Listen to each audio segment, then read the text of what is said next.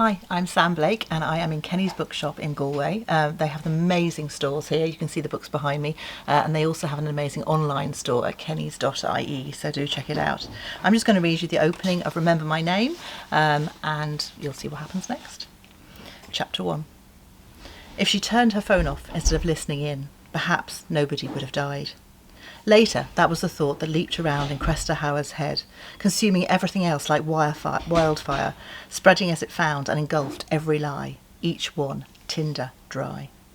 She would, eventually, accept that this wasn't about her. It was all about him, his choices, his decisions, and her, that woman.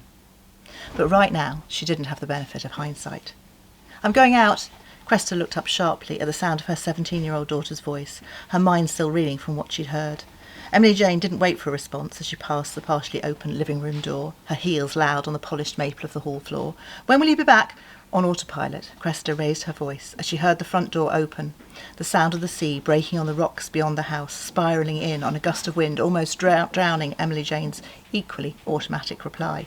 "I don't know, won't be late." "Where, Em?" Cresta started to ask, but the dull thud of the front door closing cut off her words abruptly.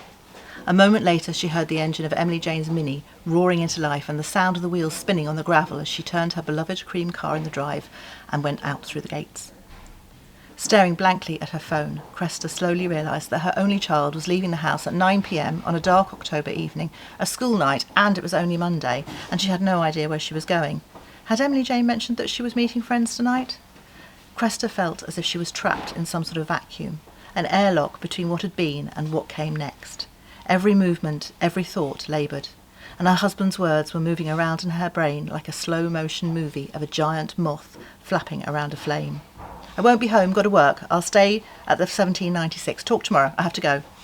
She'd hardly had a chance to reply, had her finger hovering over the end call button when she'd heard a clatter at the other end, as if he was putting the phone down.